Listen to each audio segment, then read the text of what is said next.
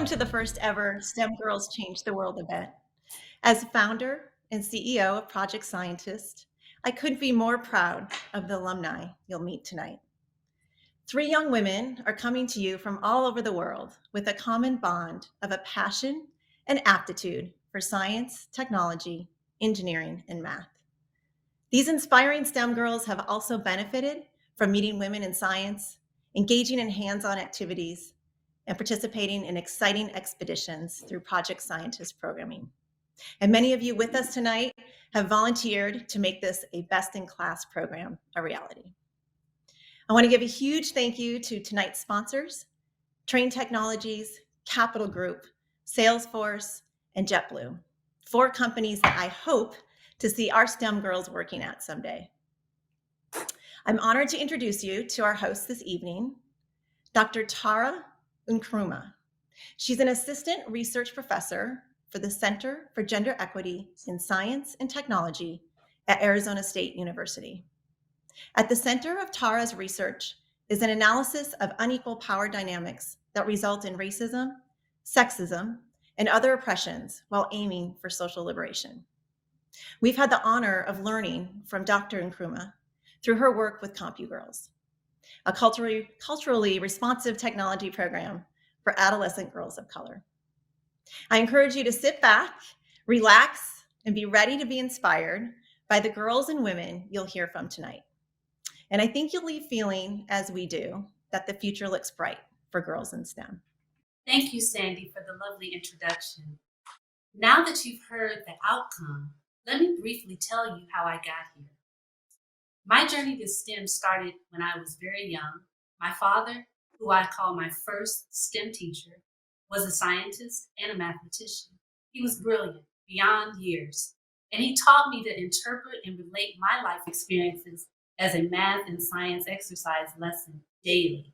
For example, my grandparents bought me a sort of pop-up kitchen set where Dad reinforced the application of chemistry when I was mixing together dirt, grass, and berries, anything I could find in our backyard to make a soup. Dad nurtured and provoked my curiosity with questions. Dad normalized the idea the way that I interpreted things and expressed knowledge was acceptable.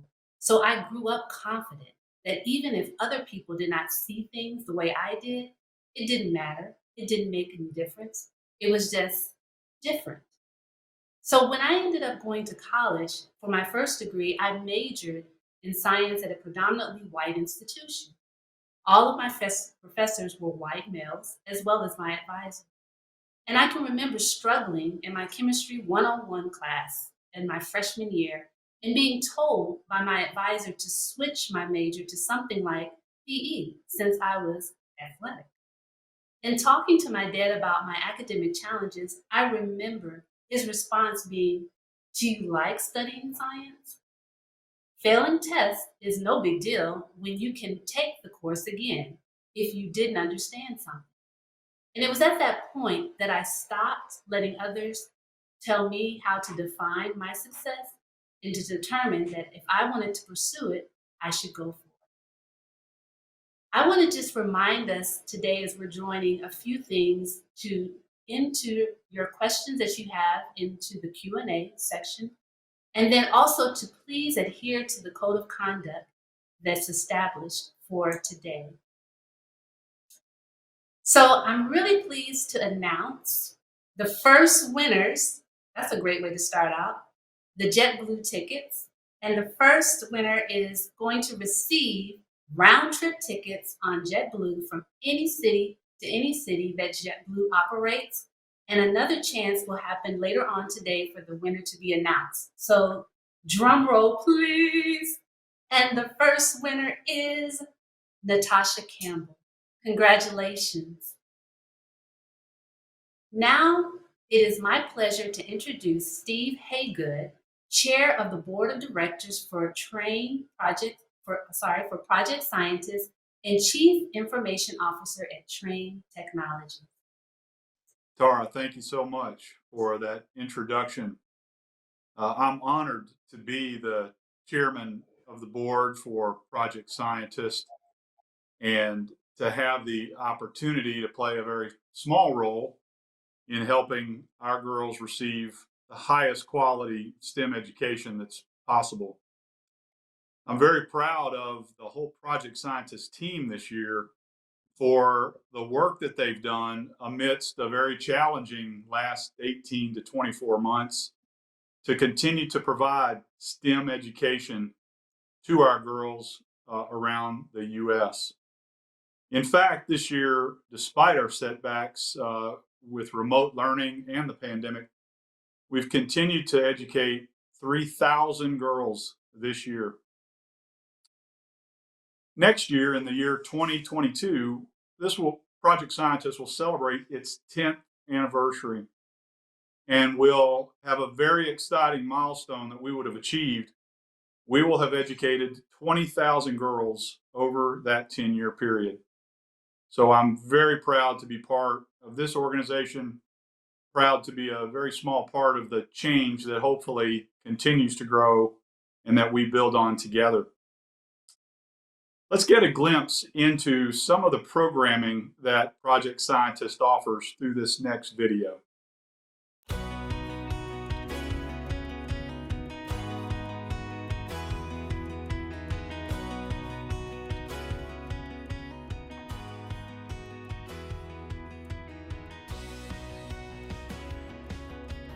Girls start to lose their confidence around 4, 5, and 6. That's when boys and girls decide that math and science are for boys.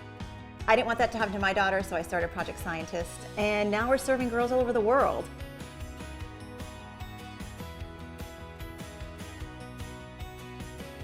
Project Scientist traditionally is a 6-week program on university campuses like Caltech, USC. But with COVID-19, we transitioned to an all virtual platform, and we've had so much success that platform not only runs in the summer, it goes year round. Girls actually engage through hands-on science. They get a kit delivered to their house, and they're engaging with our teachers virtually, and they're getting to meet female STEM professionals and do virtual expeditions to all the amazing companies we work with.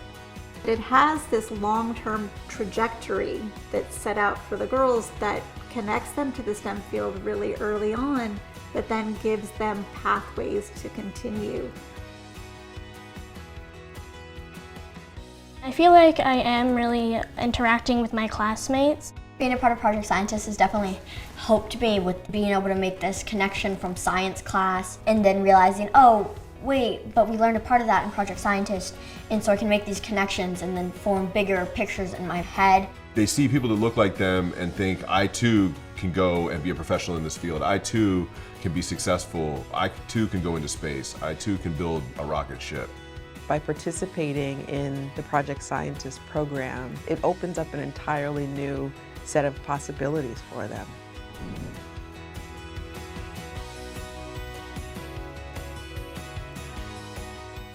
Well, I hope seeing that video gives you a little insight into the programs and some of the exciting things that Sandy Marshall and her team do at Project Scientist, and we're very proud to be part of that journey. But personally, I'm very excited to be part of this effort.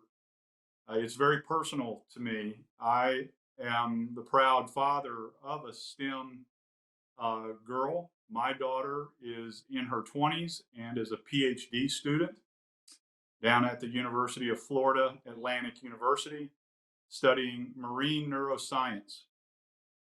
She uses words that I don't understand sometimes, and I'm extremely proud of her.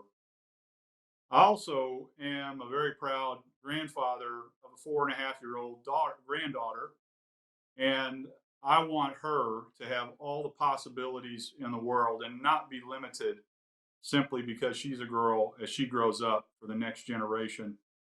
So the work that Project Scientist does is extremely personal to me. I wish that Project Scientist had been around when my daughter was younger to have been able to take advantage of some of these STEM curriculum and STEM courses.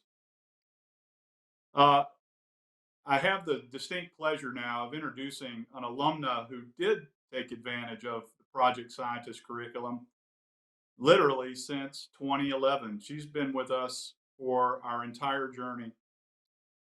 Grace Pedroza is a true STEM girl changing the world.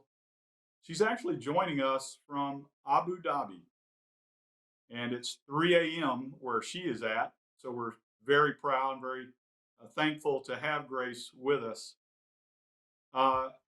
Grace started in our Charlotte, North Carolina chapter and has been a member of the Project Scientist family, like I say, since 2011. So 10 years running.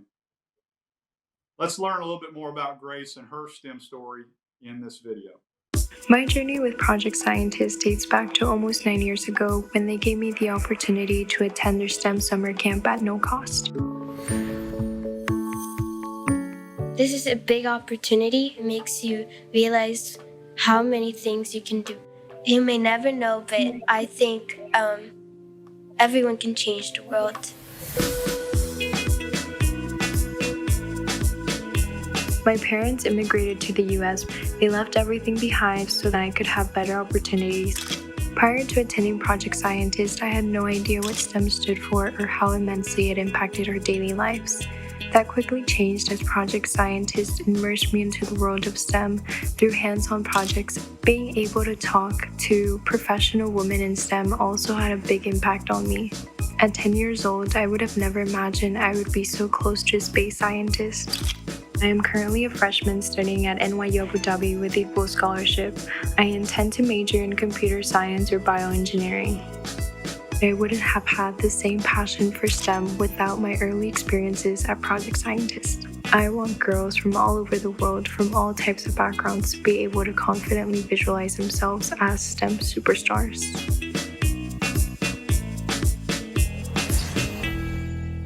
Thank you, Steve.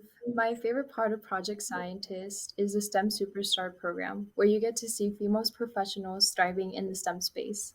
STEM superstars are important because they provide girls with role models and show them how it is possible to be a successful woman in the industry. Now, it is my pleasure to present this year's Volunteering Changing the World Award to Gay Thorne of Salesforce. Gay has volunteered for Project Scientist for over 2 years, joining the team each and every week via Zoom to consult on Salesforce, and has spent thousands of hours building out the student platform. Congratulations.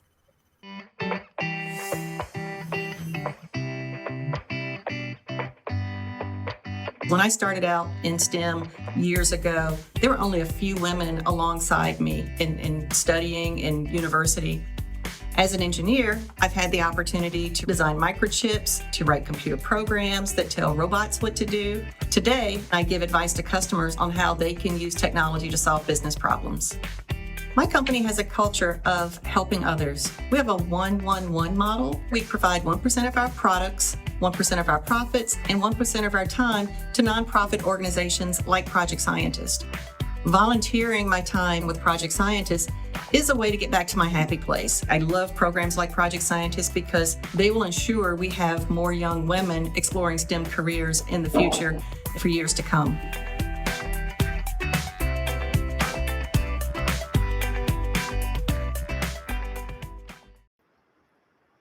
Thank you, Grace, and thank you, Project Scientist. I am so humbled to receive this distinguished honor. Working with Project Scientist has definitely been a passion project for me.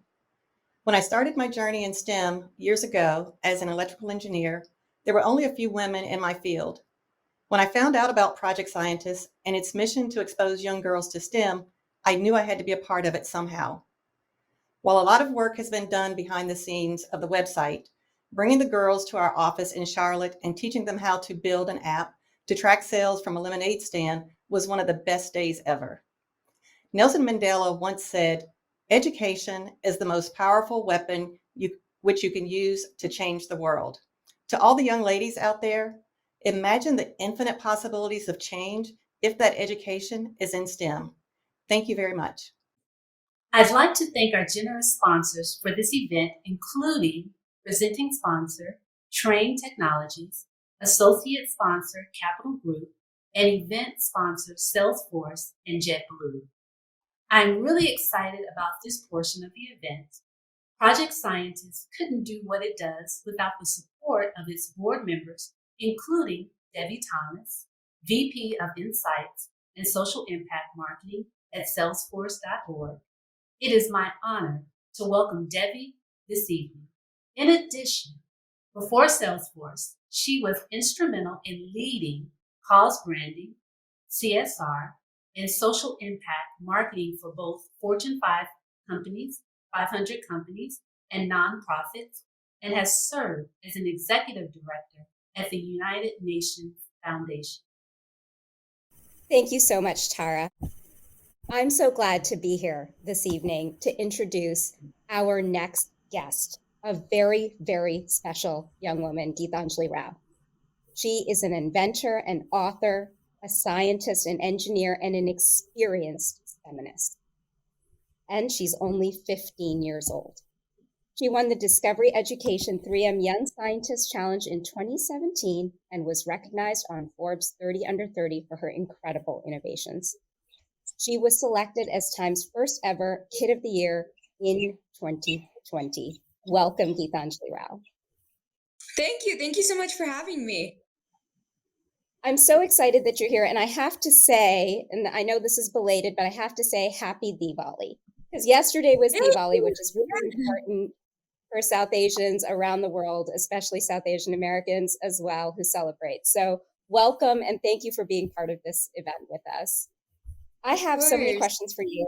And I have to say that at some point, I'm going to probably burst out because I definitely know that I've told my kids when you won Time Kid of the Year that I want to work for you one day. So I feel like I'm sort of interviewing my future boss here, which is really exciting. But the first thing I wanted to ask you, Geetanjali, is how you come about discovering the things that you discover. You see a problem and you want to fix it. And that all comes down to curiosity.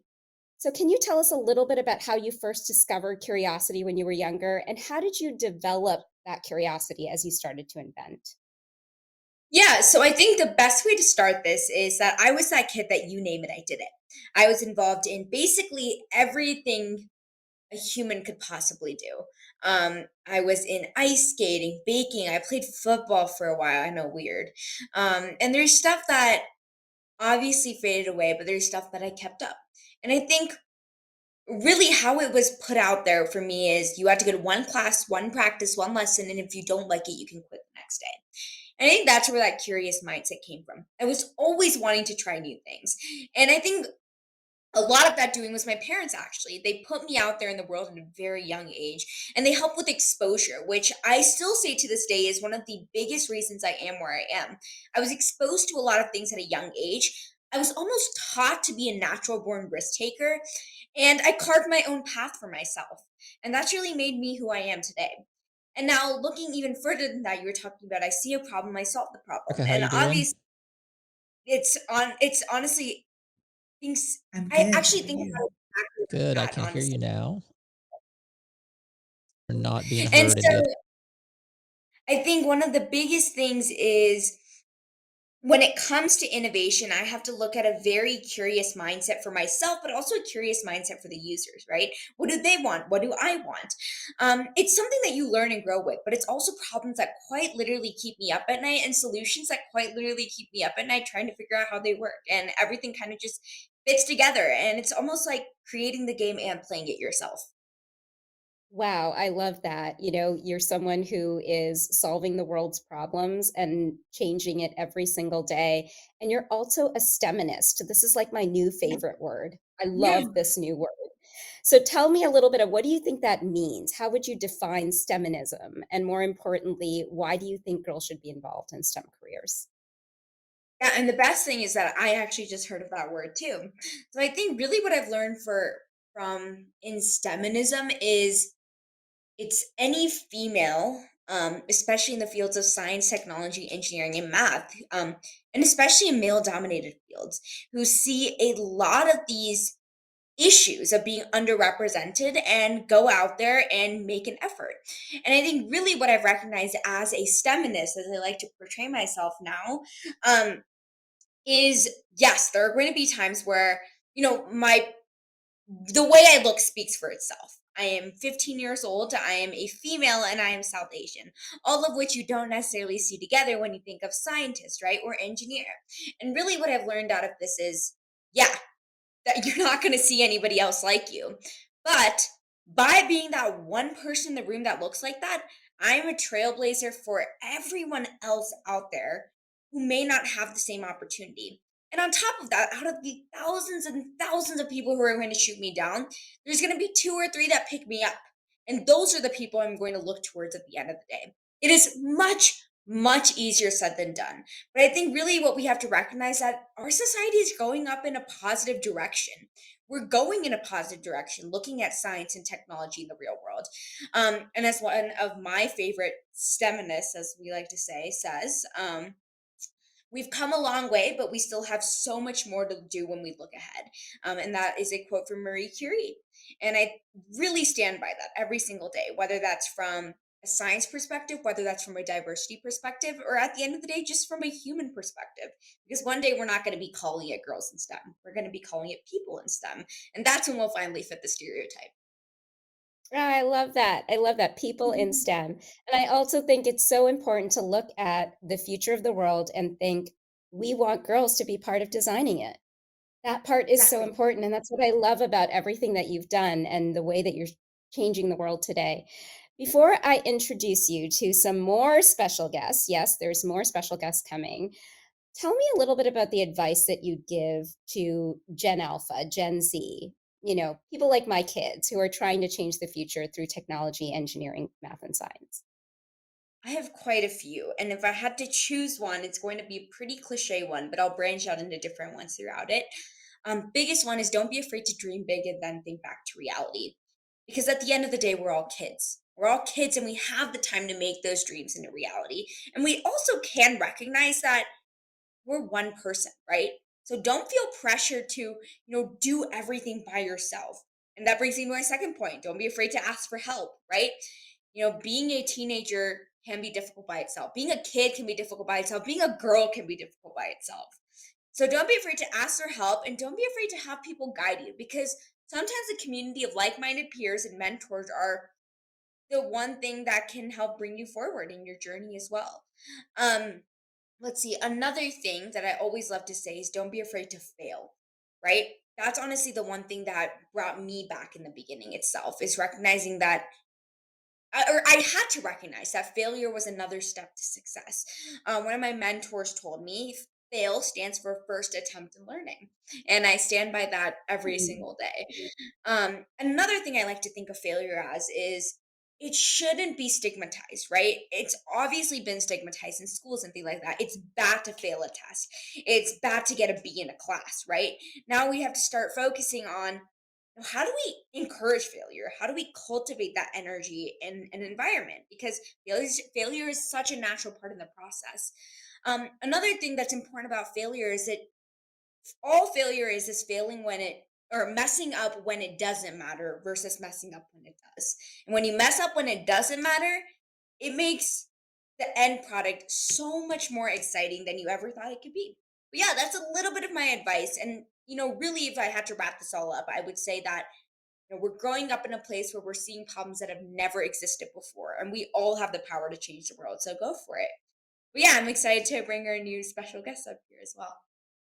All right, well, let's get to it with our new special guest with that incredible, incredible quote about failure. So, I am really excited to introduce 3 young STEMinists who are joining us, Grace, Bennett, and Ileana. Now, you met Grace earlier in the program, who's joining us from Abu Dhabi.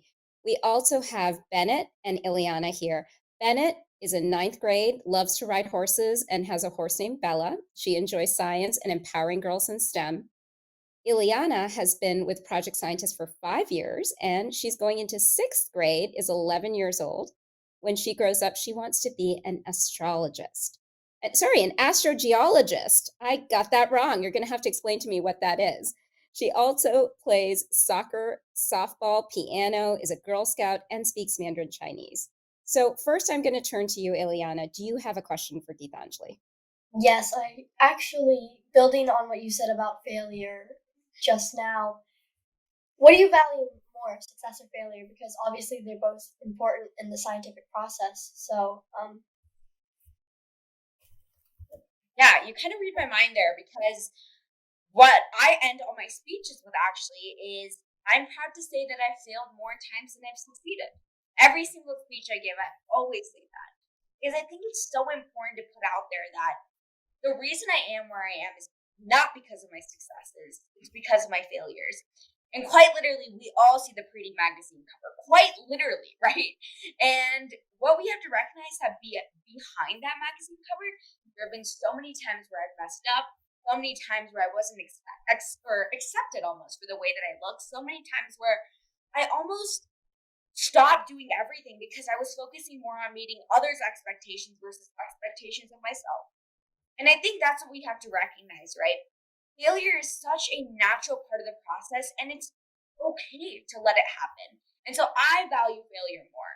And while success, does mean a little bit, failing, when it almost, think about it this way. When you fail, when you take a risk, it takes you a little step back. But when you succeed after those failures because you learn from it, it shoots you forward.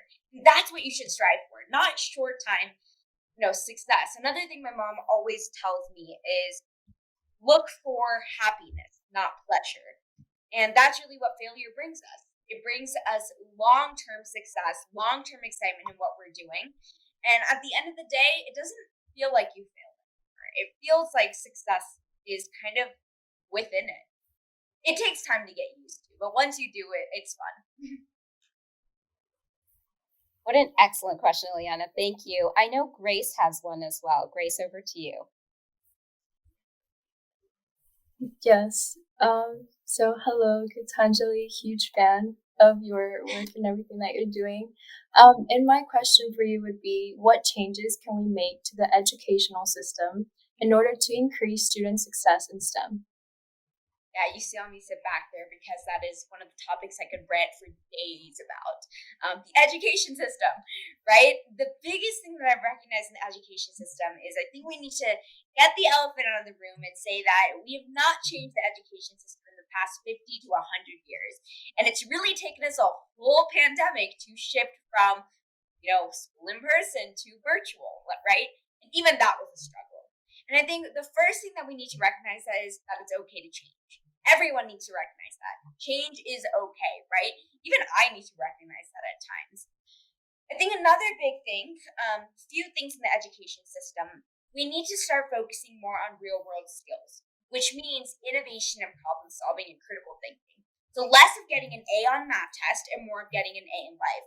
And obviously I'm assuming you girls would like that because I'm a really bad test taker too. So, yeah, and by being here, I can tell that all three of you are problem solvers and innovators, right? And so you would much rather have real world experience in a school, I'm assuming, much more problem-based learning. And that's exactly what I'm hoping to give to students as well. Now, another segment that we could take with this question is education inequality, right? There's so many people across the world who don't have access to education, especially girls, right? I've worked with multiple schools, in Afghanistan with tons and tons of girls. And what I've learned from that as well is it's not about the lack of drive and motivation. It's just about the lack of resources availability. And the best way we're going to solve that is by the word that we've all been fearing for the past year, virtual learning, right? Zoom and other platforms can help connect more privileged schools and communities to ones that are underprivileged and may not have the same opportunities. So make that call in school, right? See, hey, can we connect with a school in Mexico today? Maybe Belize the next day, maybe India the next day. See how they can shadow our classes. I go to a STEM school, so we've done a little bit more of these where we're learning more about other countries and they shadow in our classes and they sit in. It's almost like a mutualistic learning experience. But imagine if every single school did that one day. Imagine we could probably get rid of the education inequality crisis once and for all. And that really is the goal at the end of the day, isn't it? I love that. I also love the idea of technology being the great equalizer globally. What a terrific way to sum up that answer. Now, I want to move to you, Bennett. I know that you have a really interesting question also about equity. Yes, so this is sort of building on a question you answered previously, but there are more women in STEM than ever before, but very few female CEOs of STEM companies. And how do you think Gen Z can change this? Great question. And I'll actually take a different approach to answer this because I think, again, it's a couple things. one, self-doubt in every single female out there, right? We don't see people like us, and we tend to sit back and watch as everything else happens. Sometimes you have to recognize that by being the first person, you're being that role model for the people who can't, right?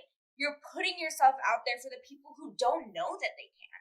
And that's why I get really inspired by so many female CEOs out there. I know the CEO of YouTube is currently female. If you guys have heard of 23andMe, also female. All sorts of incredible companies are led by incredible female CEOs as well. Another one is actually the app Waze. And if you guys have heard of it, it's almost like Google Maps, but it's inputted from like crowdsourced, and she's actually a South Asian female as well, and she was one of my initial inspirations for what I do, who I am, things like that. I've heard a lot from a lot of different people about why they think more females are in science but not as many are in CEOs, and I think really what I've self-doubt is the biggest thing. The lack of role models is another big thing, and I also think it's the lack of opportunity. Another thing that we've really been avoiding, and I haven't talked too much about, is the gender wage gap, right? It's still a huge problem that people face today. For every $1 that a man makes, a woman still makes 80 cents in the United States. And it's for a number of reasons, a lot of which I still can't do this, right? And what I've recognized off of that is it's a real problem. And I think that's one of the biggest problems that is also not cultivating the next generation of innovators and CEOs. And I think our best bet to be able to change this, like you said, Brenna, is definitely one, introducing more role models into the field of STEM, especially those who are women. Second, seeing how we can close that gender wage gap. Three, providing more resources and marketing STEM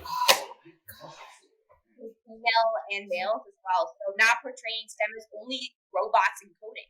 Maybe putting it out as innovation as well and solving problems. And I think at the end of the day, it's just sharing that if I can do it, you can do it, and anyone can do it. Because you three are, clearly inspirations to everyone out there who is watching today as well. But yeah, those are some of my biggest things there. Well, there you have it, ladies and gentlemen. I am so excited to end this panel, but welcome the future of STEMinism in these four incredible faces that you see here today. And also the future leaders of the world. They're going to be sitting in our boardrooms. They're going to be inventing the future for us. And I just cannot thank all four of you enough. Gitanjali, thank you so much for your time, for your advice, and look out for my application when you're the boss one day. I cannot wait. Thank you for joining us. Thanks for having me. Thank you. Of course. Thank you.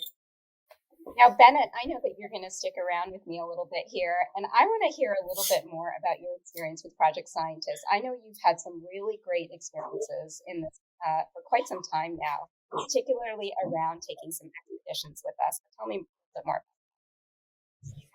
Yeah, so since my time with Project Scientist, I've been on many expeditions and met many STEM superstars, but the one company who has always gone above and beyond is Trane Technologies.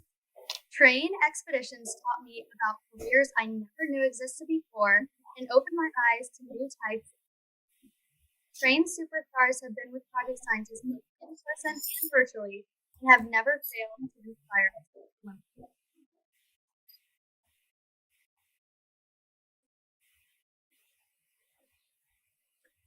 Yes, I have the honor of presenting the Company Changing the World Award to Trane Technologies.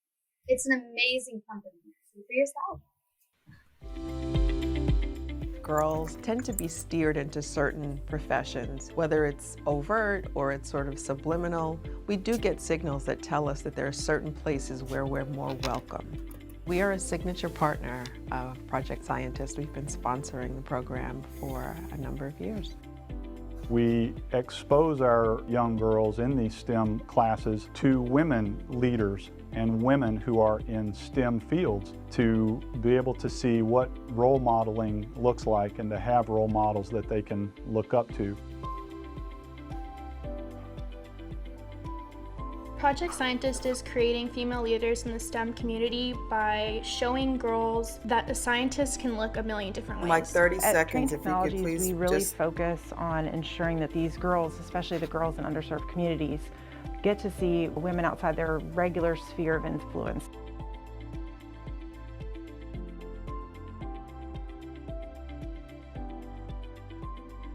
It was definitely some work to pivot towards the virtual labs, to do the new format that we had. Our ability to be flexible, but to still be there for those girls and still give them a meaningful experience in the summer, that meant a lot to us and to them. The mission of Project Scientist absolutely fits into the broader mission of what we're trying to accomplish at Train Technologies. We understand that in order to be innovative, we have to have the best minds at the table. We have to actively be seeking ways to bring underrepresented populations into the mix. And for us in the STEM field, that means girls. We've got to figure out how to reach out to girls. Well, my hope for any young girl who is part of the Project Scientist program is that they come away with an awareness of their own potential, their own limitless opportunities to strive in careers and in areas that they would like to see themselves go in.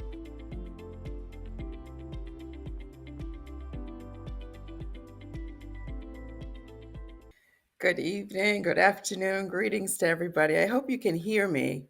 Can you all give me a nod if you can hear me? Good, I see some thumbs up. Thanks so much. It gives me so much pride to watch that video.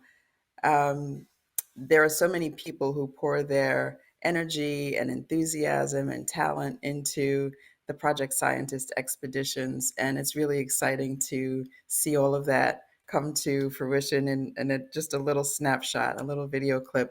But we were all really proud of our partnership with Project Scientist. It goes back a few years now, and it just gets more robust and more fulfilling as time goes on.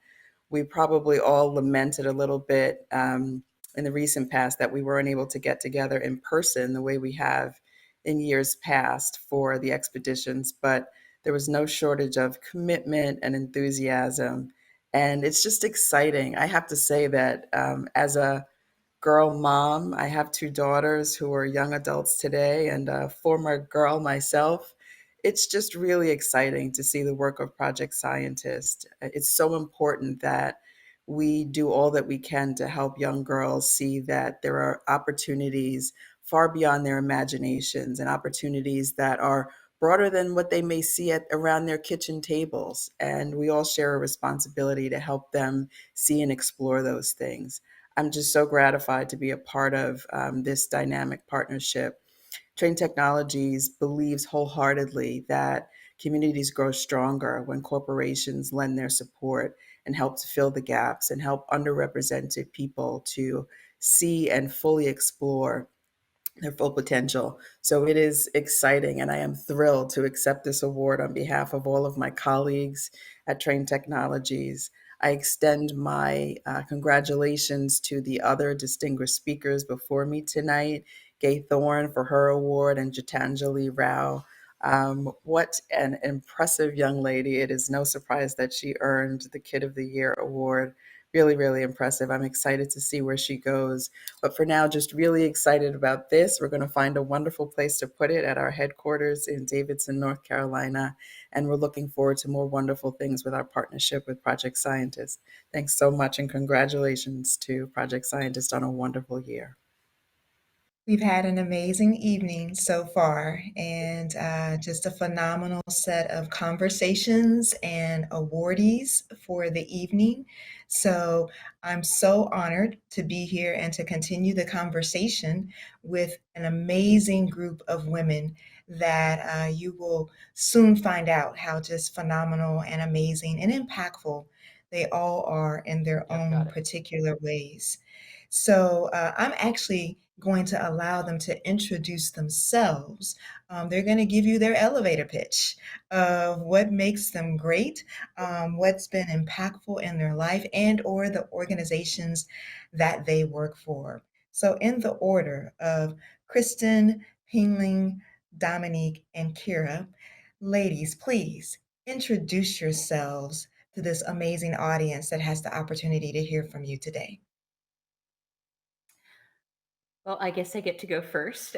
Usually with the last name of Wyrick, I'm usually last. So it's kind of exciting to go first. So I'm Kristen Wyrick. I am the Chief Diversity and Inclusion Officer and Vice President of Global Talent Acquisition at Alcon. I have spent the past couple decades in the space of talent, growing, developing, acquiring talent, as well as making sure that the companies that I work for have an environment that is inclusive and drives diversity, making sure that we are driving innovation through diversity, making sure that we're gaining the best and maximizing the potential of every one of the associates in our company.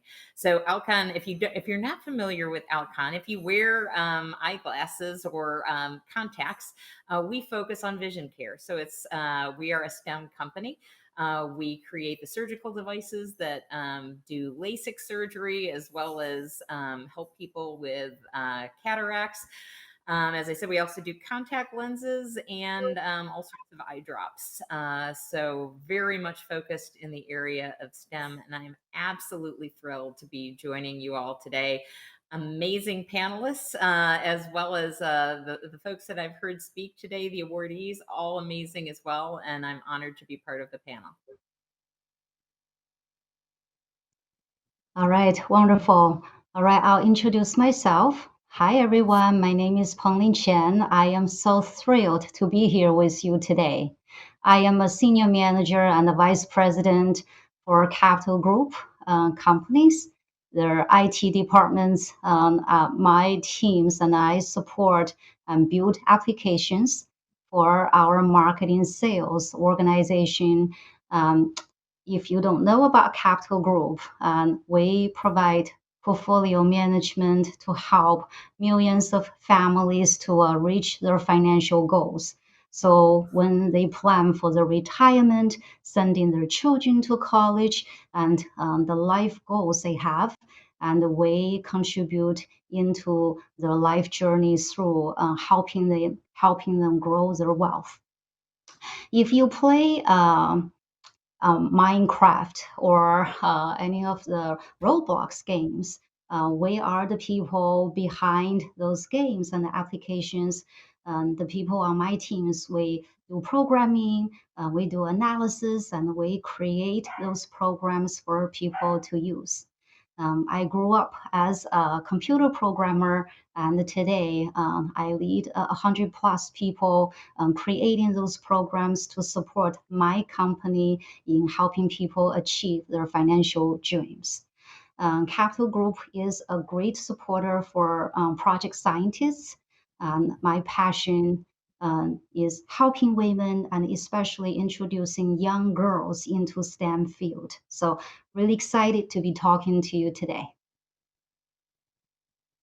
That's great. So, hi everyone. My name is Dominique. I couldn't think of a better way to spend my Friday evening. Let me just start by sharing that. So, I'm from South Africa, actually, originally. I'm talking to you today from Belgium. And between those two countries, I've been in Portugal, I've lived in Italy, France, and I'm probably forgetting one, which is Ireland, of course. I started my STEM career as a mechanical engineer, actually. So that's what I studied. That's my background. And after doing a lot of traveling and trying to figure out what I really wanted to do, I landed in Train Technologies. I'm not going to explain what the company is about because Deidre just explained that much better than me. And I spent many years as a product manager. So what that means is I got to work with engineers and operators and people from all over the world to actually design and commercialize new heating and cooling products. And I got to do this in a way that was much more sustainable. Today, I'm part of the innovation team at Train Technology. So it's a completely new and very, very exciting challenge for me as well. And one of the big projects that we're working on with all of our almost 40,000 employees is on ideas for how we can reduce food waste and food loss in the world. So I'm really excited to meet the rest of the panel and have a great discussion with you, Erica.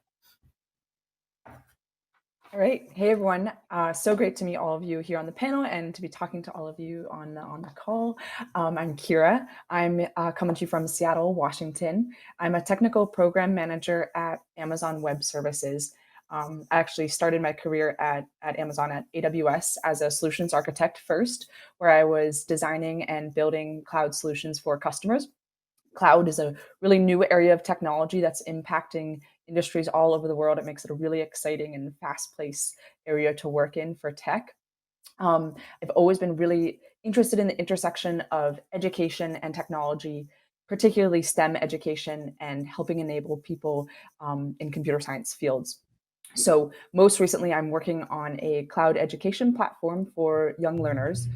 So basically, it's my job to figure out how to turn intimidating technical concepts into relatable, fun experiences for students. It's actually been a passion project of mine for a while, so it's very exciting to be building that out at AWS. I actually got to spend some time with project scientists during September for a couple of their sessions, so it's been really fun to work with the program and excited to be here today.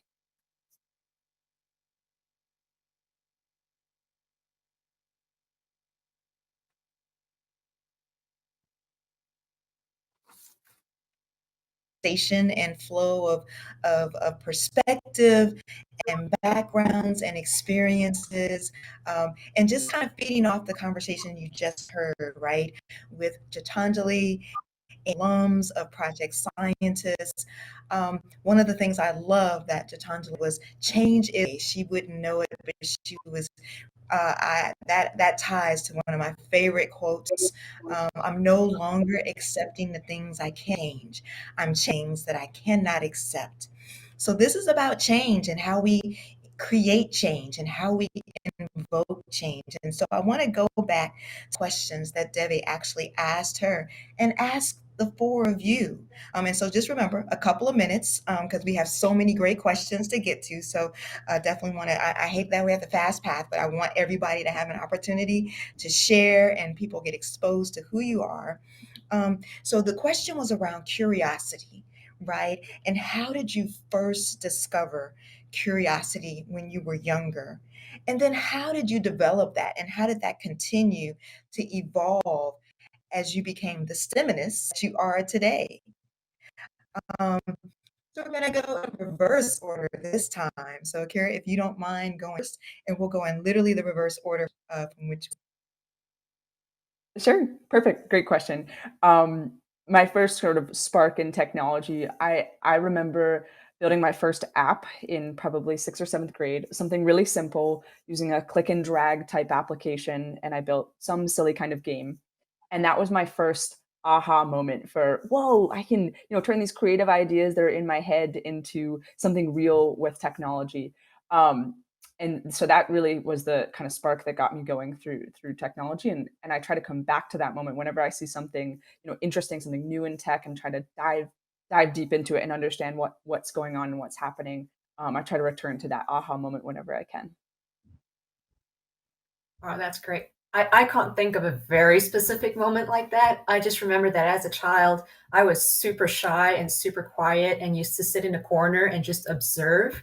So I think that's a little bit where my curiosity comes from. It started with just observing people and adults, trying to understand why they do the things that they do. And then eventually it just progressed to just trying to understand the things around me. Even my cartoons in the morning, I was like, how do they do that, right? How do they get the pictures to move? So I'm fascinated about everything. And then I think it was in high school. I remember sitting in my physics class and just like walking out, being like, oh, so that's why airplanes fly. So I just love this ability to like understand how things work around me. And it still happens today, not only around technology, but around just cultures and history. Why are we the way we are, right? Why are the French so different from the Italians? I love that. And I just think our ability to keep asking questions and be curious around the world around us is really important. And for me, my probably a big moment I always remember was right around when I was 10 years old. At the time, my family has my favorite clock. It's not the digital clock you see today. It's a real clock. It's a clock that has all the parts and it moves. And I was fascinated by the clock.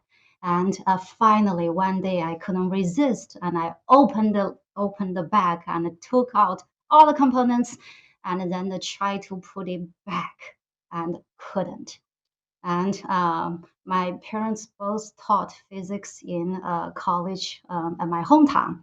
By the time my dad came home, I was so scared and thought he would be so mad at me. But he was very, very encouraging and helped me.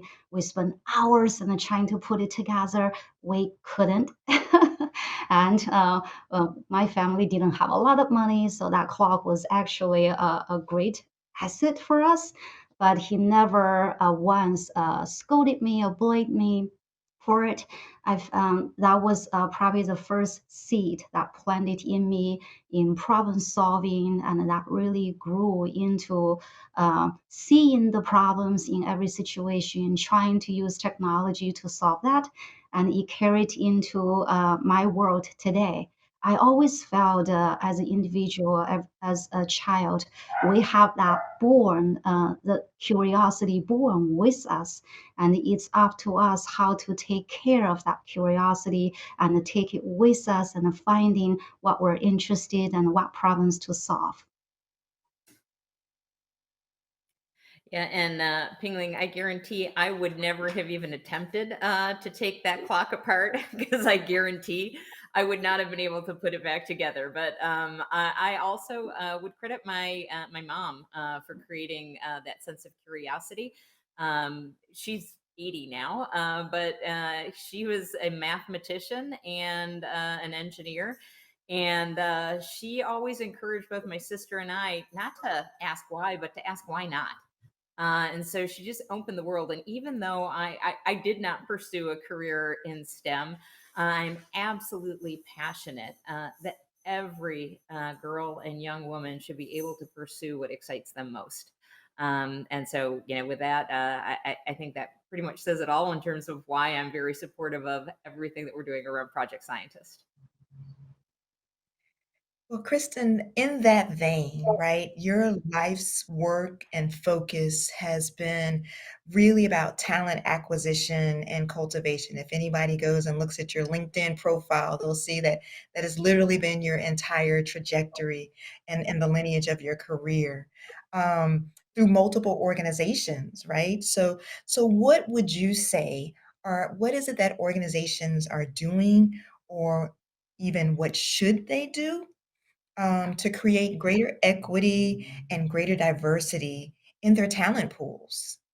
Yeah, it's a really good question, and it's one that a lot of organizations struggle with, especially in the past. I would say couple of years. There's definitely been a larger appetite than what I've ever seen previously in my decades of doing this work. But I think it first has to start with creating the environment where diversity can thrive. You have to have an organization that is inclusive, that welcomes diverse perspectives, that welcomes diverse employees and associates, and recognizes the value that they bring to the table and the contribution that they can make to the organization. I think the next one I would focus on is building pipelines of diverse talent. So, Project Scientist is a great example of introducing young women to the STEM sciences, but we have to make sure we're reaching down as corporations and building not only the interest to pursue STEM, but also creating those pipelines so that when those talents start getting into the workforce, they're thinking of your company. They're thinking of your company as a place that they can thrive, grow, and contribute. And then once they're in your company, you have to make sure that you're growing and developing those talents, and having a deep focus on diversity, recognizing that there are some inherent there's some inherent unfairness that's happened over the past few decades, and that we need to double down in certain areas to equal things out and create a fair and equitable environment where literally everyone can succeed. Thank you, Kristen. Dominique, I'm going to segue to you, right? Because when we talk about diversity, when we talk about varying experiences, and like you shared in your intro, right, all the international footprints that you've had in your career pathway and journey, and there's these amazing bodies of work coming out of like Australia and out of Europe in terms of equally being focused on creating greater equity in STEM for women. So, if you don't mind, can you share and reflect on some of your international experiences and what do things look like in other parts of the world? What advancements have you seen? And just again, just tell us, what has your specific experience been like? Right. I love that question. Challenge, keep it short. So I still remember the first day, my first day of mechanical engineering, right? And I walked into the classroom. It was a cohort of 200 students. And I remember walking in, going to the front and sitting down because I'm that nerd, and then looking back and counting the number of girls that I could see in the audience. We were 5 out of 200. And two of them gave up after the first semester. So anyway, you're talking about a ratio of 3%. Now, when I got the opportunity to join this panel, I decided to contact the university again and ask them, what does it look like now? And we've gone from 3% to 20% in mechanical engineering, which is like the most male dominated domain. So I was a little bit uh, torn with myself because I was like, wow, 3% to 20%, that's huge, that's great. But I was like, but that's still 20% out of 100%, right? So we still have a little bit to go. I think the great thing is, and what I've seen in universities across all of Europe, is that finally people are talking about it. So it's not just companies and organizations like Christian was doing it. I had never ever seen my university talk about this as a problem, as a gap, and actually make the commitment to do something about it, right? So I'm happy it took them 10 years, but it's happening, and I think that's very encouraging.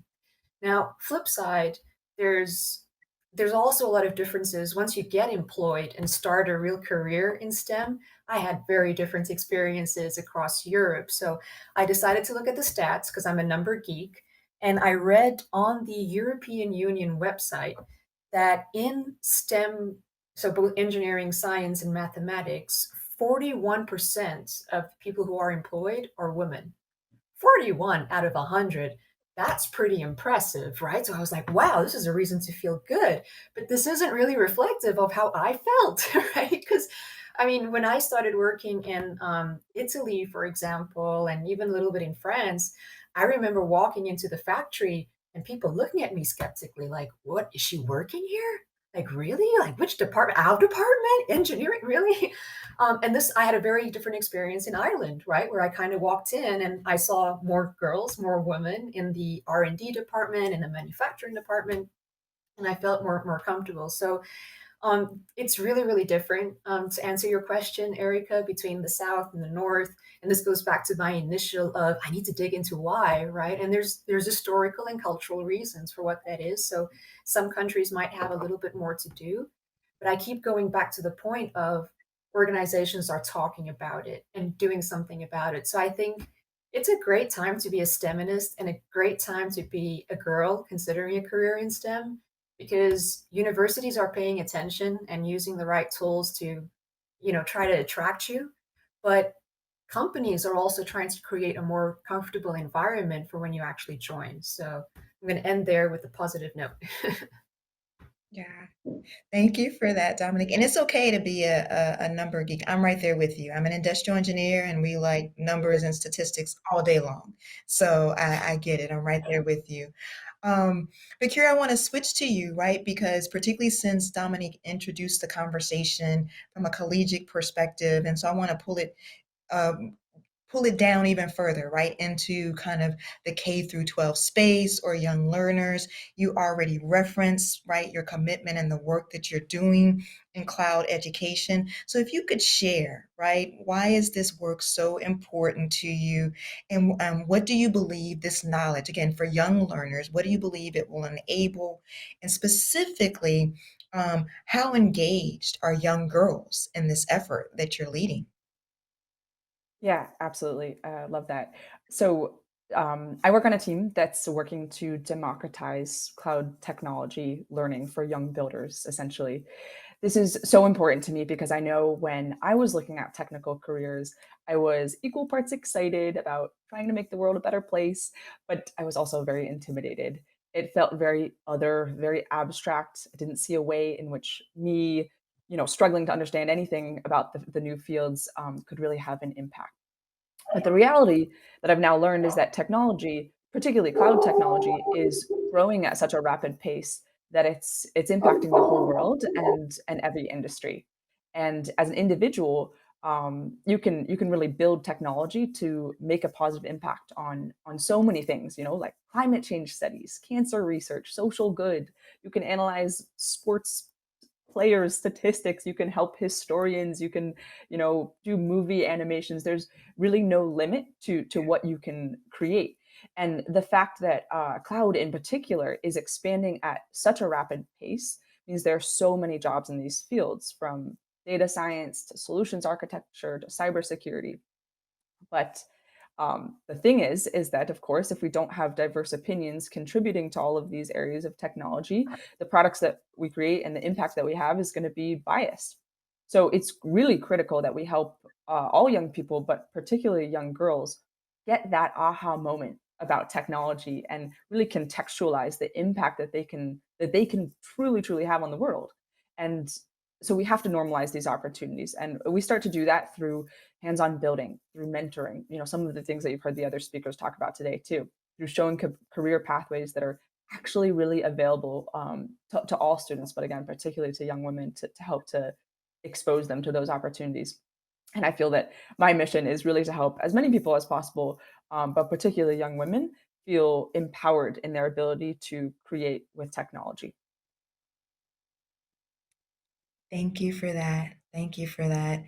And support, right? So this is a great segue, Pingling, to what I would love to ask you about because there's a recognition, right? We have a pipeline but there are these chasms that exist in the pipeline and they're very notable in terms of those time frames of when they happen. Middle school for one, transitioning into high school as another. Making decision points to opt in or opt out of STEM pathways when transitioning from high school into higher ed opportunities, and even from the professional sense. Those first 1 to 8 years for women in STEM careers are critical in determining their forward trajectory after that, right? So, from the standpoint of support and perhaps addressing some of these chasms, what do you believe, Pinling, are some of the best ways to support women who work in technology fields, and particularly also again young women and girls who want to get into STEM? What are some of the best ways to support that? Yeah, thank you. That's a great question. And I can resonate to what Dominic mentioned earlier. I went to a college and did electronic engineering. That's my major. And very few women. And even today, my company, Capital Group, is huge in promoting DE&I, bring women into the STEM workforce. There are still very few women in the industry. Often I find myself in the meetings where I'm the only female. Sometimes it's a daily occurrence. I see a couple of them heads nodding, and my male colleagues are all wonderful, but I really want to see more women at the seat of the table. And the one thing that I have been doing, I'm very passionate about, is I truly believe women need to come together. We need to come together to create a community, to know we're not alone. And as the minority in STEM, in the technology industries, we can support each other and enable each other. Often we feel the challenges or the problems we're facing are very individual, but they are not. And I've spent a couple of years volunteering for Women in Technology International, bring women together to talk about those issues and the challenges and helping each other problem solving. And we learn from each other.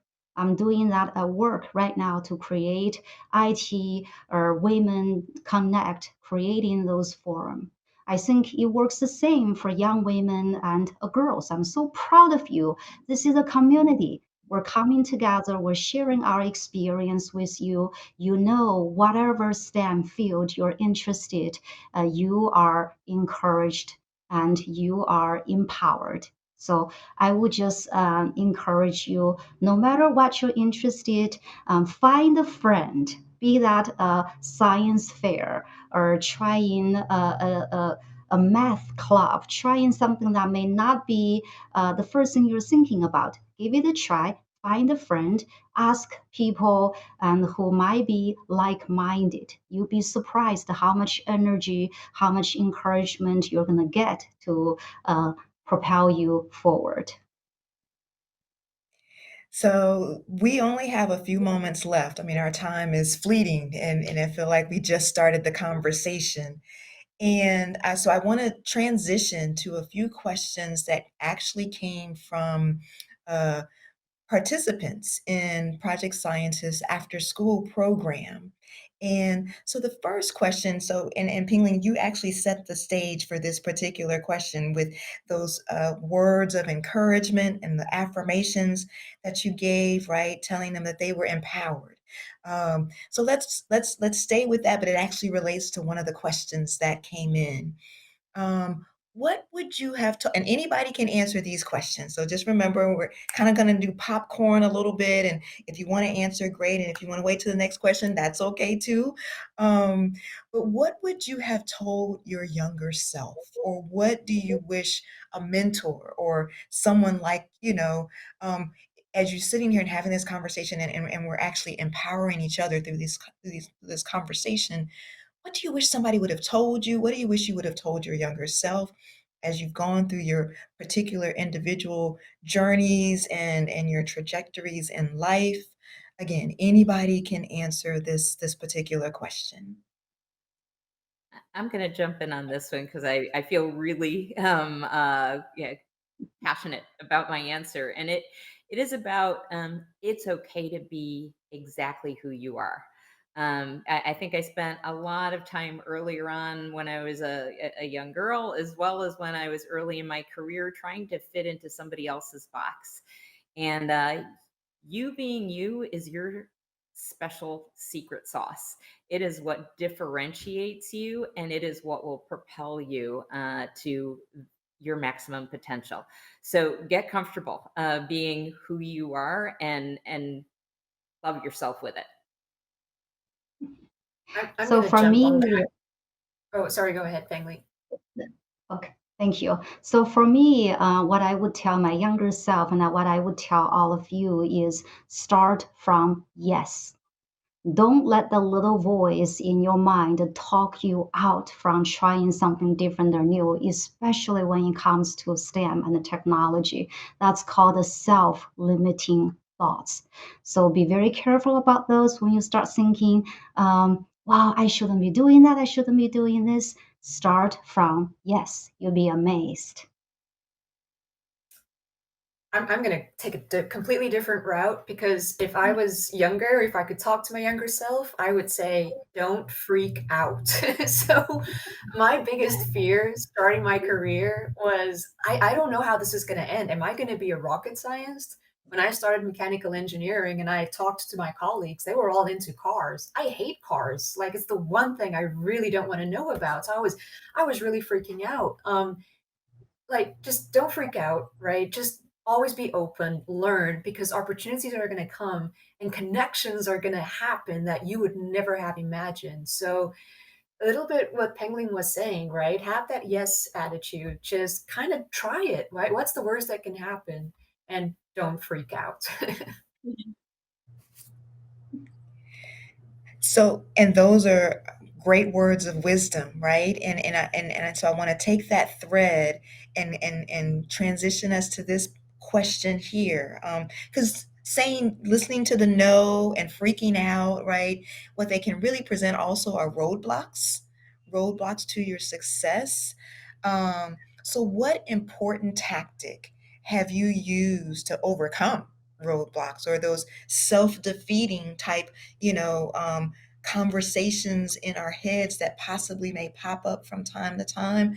What type of tactics have you used to overcome those roadblocks or even roadblocks that others have put in your way? I'm going to give you my own example. I mentioned being an industrial engineer, and I had a circuits class, and I had a professor who told me that Black women had no business in engineering. That was a very harsh and direct statement, and it could have been a roadblock, right? But it took self-esteem and a recognition of knowing my self-worth to say, I'm sorry, that's not acceptable, that's not okay. And one of the greatest opportunities in life was to get my degree and have him watch me obtain my degree. But for you, right? What tactics do you use to overcome roadblocks? Yeah, I'll chime in on this one if that's cool. I'll give two quick ones. So, on the sort of positive mindset thread and keeping that self esteem high, I've definitely had moments, a lot of moments where I've doubted myself and thought, poof, I do not belong to be here. What am I doing here? And I try to come back to really tactically, this might sound cheesy, but positive affirmations.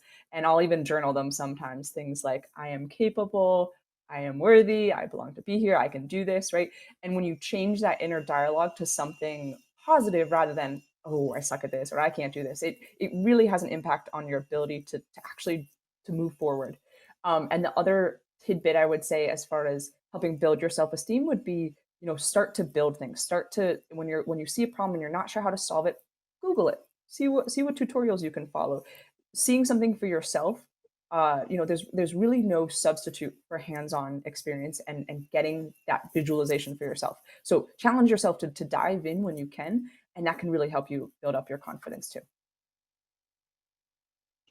I would offer one that I spend a long time to really learn and get better at when I run into roadblocks, which is asking for help. Sometimes it's very hard for us, for women, to ask for help because we want to do so much. And I learned it's okay to ask for help and finding people, no matter who that person is, and the people are really generally want to help you. And in the end, as you go through that process and solving whatever that problem, removing the roadblocks, you're going to learn and build more confidence from it. So don't be afraid to ask for help. It makes you stronger and not weaker. And I'm going to add one more to that, and that's tenacity. I have a saying, my team knows it, it's over, under, around, or through. And we're going to fail multiple times before we succeed. And every single time we fail, we learn. And that's what propels us forward. And I'm going to say, don't freak out. A little bit to what Kira was saying. Sometimes you should take a step back. If something looks too complicated, talk to people about it, right? Go for a run, do something that you love, right? Just don't freak out. I think that's my core message for today. I love it. I think in IT, the one thing we say is fail fast. Don't be afraid of making mistakes. You learn so much from that. So be comfortable, be okay to make mistakes. So we're on a positive note. Your parting words, 30 seconds. What's the one thing that you've done that you're so energized about and you're so proud of in terms of enabling, supporting, uplifting, and or empowering other women in STEM, other young girls and women in STEM? I could talk about like my career and my CV, but as you said that, the first thing that came to my mind was in Portugal. A couple of years ago, I was literally walking down the street and someone came up to me who I thought I had never seen in my life and said, Dominique, thank you for a presentation you did at school ABC. I actually looked into mechanical engineering and I chose to go there. I still have no idea who this person is, but I kind of kept it. Oh, that's really nice. That's cool. And we talked about it. But the fact that just by talking about it, I was able to influence one person to kind of make that decision, I'm like, yeah, that's going with me to the grave as my proudest moment. I'll say that I come from a female dominated family. I have two sisters, I have daughter, I have nieces. I feel very strong that we pass on our learning and our experience to younger women, to girls. I'm energized every time when I come to a panel discussion or any kind of a volunteering event. I feel with anything that we can do to share, to talk about, to educate, we're building that fabric for young girls little by little. So I'm just so proud of you to be here today. You're doing great things. I would go with mentoring and being mentored and being a mentor for others has been one of the most rewarding experiences. I find it so energizing to talk to younger women and to talk to people who are my mentors. So my note to anyone who's out there thinking about, what's next, what can I do to make some of these connections, join a mentoring program, either as the mentor or the mentee. You're really never too young to start mentoring other people and having those conversations. And you might be surprised to find how much you learn about yourself in the process. Yeah, and I'll kind of take a little bit of what everyone has already said. I think what I'm most proud of is perhaps the work I do around diversity and inclusion and making sure that I'm creating an environment where people can thrive, people that have been underserved before or maybe haven't had the same opportunities as others, and creating that space and that place that is safe where people can grow and really achieve their dreams. And every person that I can impact and create the environment that allows them to achieve their dreams literally just fulfills me. And I will close by saying I feel very blessed to have had so many opportunities through my career pathway and being a change agent in so many different places. But today, the proud moment has been being in this conversation with the four of you. Ladies, thank you so much for your time. Thank you for your expertise. And thank you for your commitment and your engagement in this space. Truly honor you and appreciate you for all that you continue to do. Dr. Tara, I think we're turning it back over to you. She has served on numerous STEM education boards, is a published co-author, and a Forbes nonprofit council member, and a former STEM Education magazine editor. She's a 2019 Georgia Partnership for Excellence in Education Policy Fellow, a 2016 Women in Technology Woman of the Year, received multiple Ecosystem Builder awards, and in 2017, a Distinguished Women of the Year by her alma mater, Georgia Tech, and a former White House Fellow. I have the distinct pleasure of introducing Ileana, having her come back and speak about the Project Scientist and what it means to you. Thank you. I am so glad that you are all here to celebrate Project Scientist and Women in STEM with me today. Project Scientist means so much to me because it helped me realize my dream of being an astrogeologist. Without Project Scientist, I would never have been able to meet any STEM superstars at NASA and understand that any career I want is available to me. It is so important that we continue to support organizations like Project Scientist so that many more girls get the amazing experience I did. Today, we have witnessed the product of investing in the future of girls in STEM. We no longer need the Bennetts, Grace, Gitanjali, or Ileana's stories to be the exception, but the norm all over the world. And it begins with equitable STEM education. Narratives that girls need to be motivated to learn STEM is far from the truth. They just need access to innovative programs like Project Scientist. The world is full of young women like Bennett, Grace, Gitanjali, and Ileana, whose talent, interest, curiosity, and intellect go unnoticed because of dominant norms that make exclusive STEM education an acceptable thing. Your support in Project Scientist programs will in fact amplify the voices of girls today, tomorrow, and for years to come in STEM education.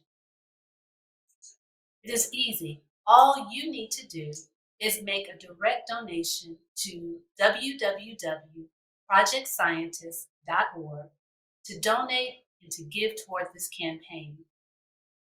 We also want to remind you that on Monday, November 8th, we will kick off the National STEM Day. And we encourage you to remember to wear your t-shirt on that day as well. I now want to announce the second JetBlue ticket winner. Again, this is round trip ticket to anywhere in the city that JetBlue flies.